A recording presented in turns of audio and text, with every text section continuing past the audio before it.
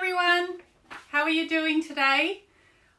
I must admit I didn't get a lot of sleep last night. There was some noise in our valley. There was actually gunshots. Now we live in a rural area, so I guess that's not a gunshot to do with crime. I guess it's something farm related. I don't know, but it was weird. Like all the birds were going crazy and it was like 4 o'clock in the morning. It was so weird.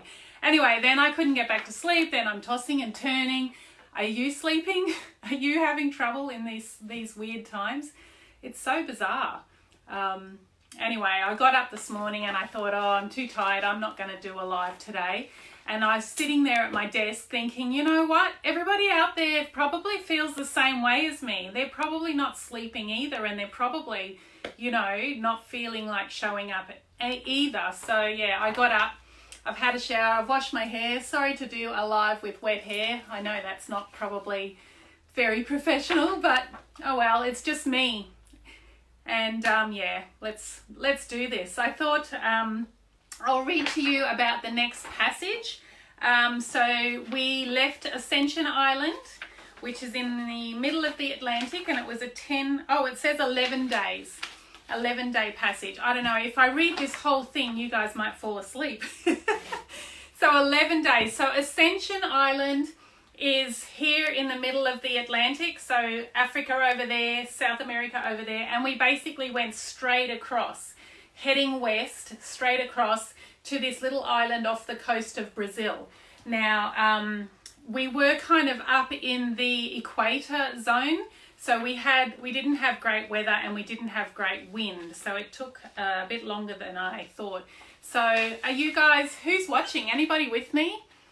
Are you okay if I read through this? Do you want to hear it or is it too long? I don't know. You can always log out if I get too boring. Anyway, day 1. Woke up at 6 a.m. It's still dark. Got the anchor up and turned the boat around and set our course for Fernando straight out of the anchorage. So we were just heading straight west. Set both sails on the same side for the first time in the whole trip and did 5 or 6 knots all day. Swell was knocking us around quite a bit, ended up changing the sails when the wind dropped at night. Awesome clear night, no clouds, huge nearly full moon. Had a huge fright tonight when we had a whale surface right next to the boat. Now this is one of those times that I'll never forget. He blew air at us from within 5 meters away, and Justin and I nearly died as he just appeared out of nowhere. We both dived down below to put the echo sounder on, as someone told us they pick up those signals and they know it's a boat and they leave you alone. Hi, Charlotte. But our harnesses were clipped to the back of the boat. So we just stopped dead in our tracks, like this, trying to get to the thing to turn on the echo sounder. We were fumbling around in the dark, trying to take off our harness to turn this thing on. He was either sleeping there or we were very lucky not to have hit him, or perhaps he came in for a closer look, who knows, but my legs were jelly and my hands shook for half an hour after that. We had tuna pasta for dinner, did 115 miles, a good start to the trip. Yay, it started out well. Day 2. Haven't touched the sails in 24 hours. The wind drops a bit at night, otherwise it's about 15 to 20 knots during the day. No clouds, no squalls in sight. Best conditions yet, if only the sea was flat. We had a night from hell. Saw 5 fishing boats in 12 hours and had to alter course radically to avoid them. I called up on the radio and all I got was an accent that sounded like Manuel on Faulty Towers saying, "No speak the English, no speak the English." There were at least 2 different boats, but they were probably zigzagging across our path all night. As they were lit, at least they were lit, but we had a hell of a time working out what course they were steering. Me very cranky at being woken up in the middle of my already limited sleep time. That's when my husband found out that I don't like being woken up in the night. I get very angry. So we did 119 miles and we had tomato noodle soup for dinner. Spent a lot of time thinking, "Give me a home amongst the gum trees." Now that is a song, an Australian song. And I guess I was just feeling like I'd had enough of this. I just want to go home and have a little house in the bush and, you know, get on with my life. I am just thinking constantly, what on earth am I doing? Must be the lack of sleep. We haven't caught any fish so far. We've had no sea life at all except for that whale. Oh, and last night we had a kamikaze flying fish land on our front deck and then fall down the hatch onto my bed, and he was jumping around on my doona next to me. I was so freaked out. I called, Justin, come and rescue him and me. Yuck. And then the bed smelled like fish. It was disgusting. We had Mexican chili beans for dinner and did 132 miles. Oh, we were doing good mileage. Day 4, had a hitchhiking blackbird on top of our solar panels for 5 hours last night. He wasn't the slightest bit scared of us humans, because when I stood up to do the ship checks, I could have touched him and he didn't fly off. He wasn't phased at all. He fell off a couple of times when the boat was rolling, but most of the time it was like he had these little suction cups on his webbed feet, and he was stuck to the solar panels. Finally, he flew off into the sunrise this morning. Weather's going a bit rain squally again. I came on to shift at 6 a.m. this morning, and at 6:05 the sky opened up and I had a shower. Lovely. Hey Bernie, thanks for tuning in. Typically, the boys were all snuggly in bed and I got rained on. I was a complainer. Day 5, the weather has turned foul. We met a guy on Ascension Island who called his foul weather gear foul language gear. I think that's very appropriate. We have had heavy rain squalls last night, and the first one with gusts of up to 27 knots. Horizontal pounding rain for an hour with no visibility at all. We were issuing messages on the radio with our position, so hopefully nobody runs us down, because nobody could see us. It was just so dark. And the rain, it was such dense rain that you just couldn't see anywhere. The bird was back, and he brought 5 of his buddies with him, and they wouldn't let go of, and wouldn't let any of them onto his solar panel. Oh, so the original bird, that was his solar panel. He didn't want the other 5 birds to get on there with him, so he was squawking, and these birds were flying around our head all night. It's like that movie, that Alfred Hitchcock movie. After the first rain squall, I went off shift and fell asleep with the front hatch 1 inch open.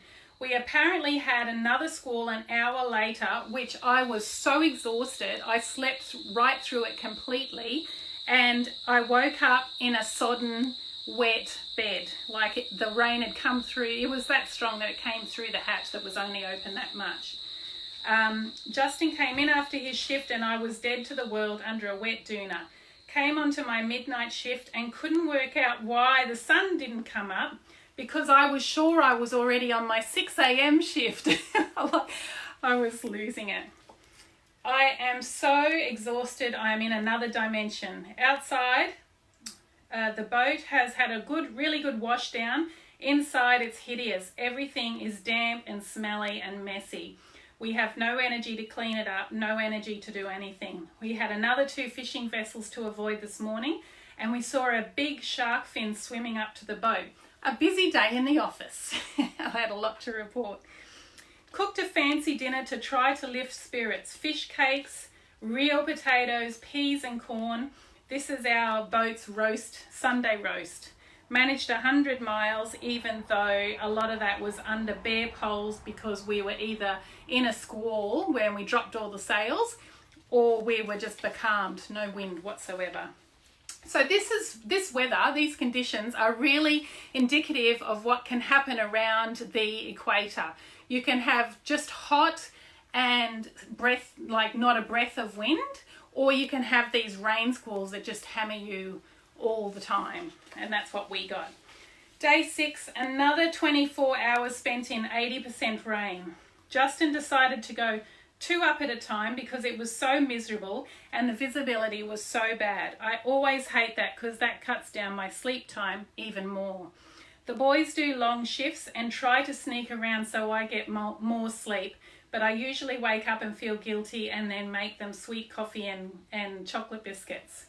This morning the sun came out for a few hours, long enough to get our foul language gear dry.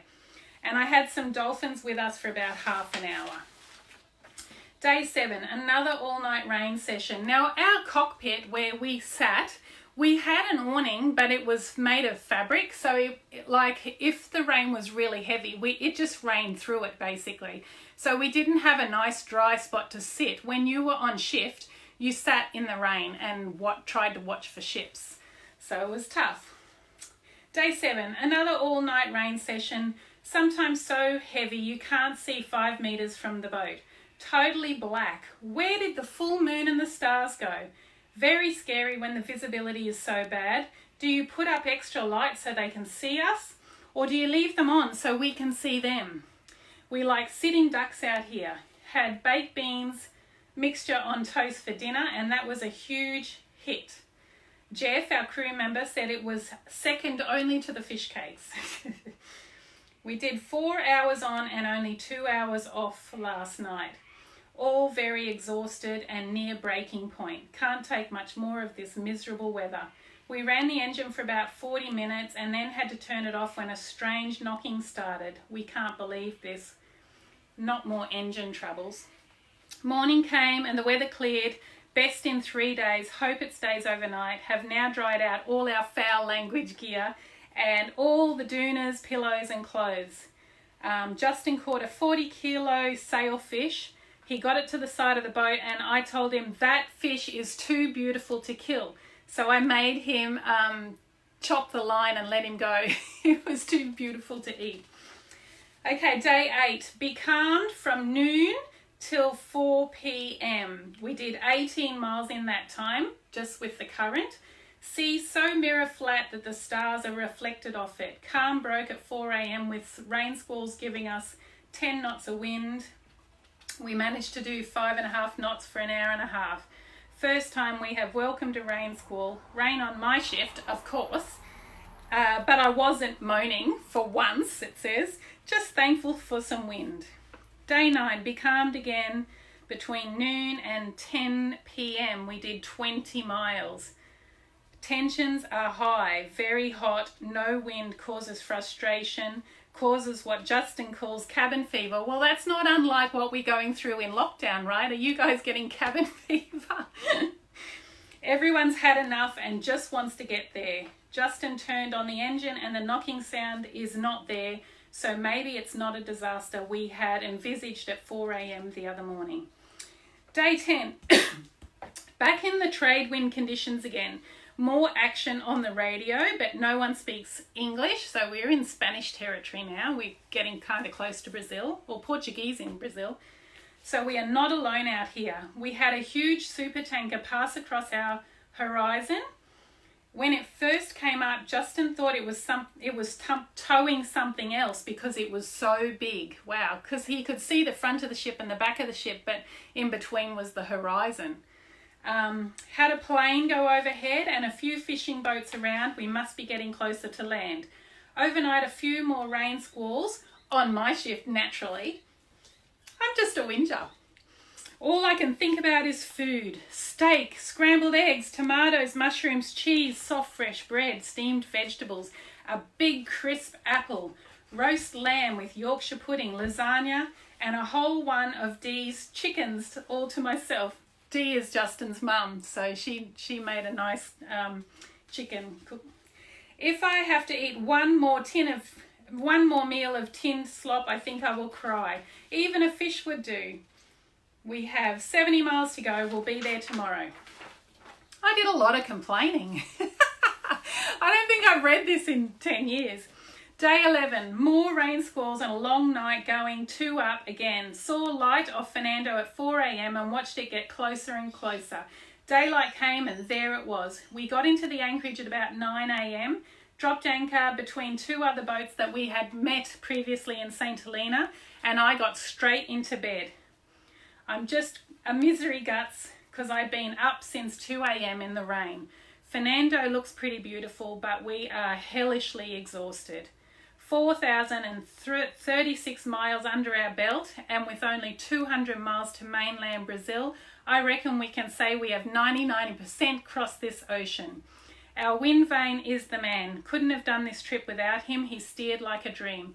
I can't believe we did the first trip to St. Helena without him, but the boys hadn't really learned how to use him yet. Today is 1st of May. We are going to leave on Thursday for the final stretch to Tobago. I'll save that one for later. So there we are. We had arrived in Fernando.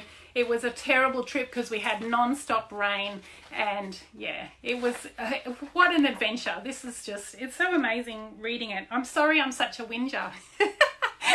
Such a complainer, but yeah, it was tough. It was tough. Anyway, how are you guys doing? Are you handling the toughness of this lockdown as well? I think I might do a little shopping event this weekend so you can get into something comfy. I put on these today. They don't need ironing. Super comfy. Anyway, I'll chat again tomorrow. I promise I'll get up. I'll get myself ready and I will be inspired to keep you guys entertained. And I have looked into doing a little online, what we were talking about yesterday, like a virtual event, maybe a cocktail party type thing. I've just got to figure out what program to do it in. I don't know if we can do it in Facebook. If any of you know, let me know. But I was looking at Zoom and it was really expensive. So I don't know if we'll do that. Maybe we'll find another way. Okay, thanks so much for tuning in. Have a lovely evening and chat tomorrow. Bye.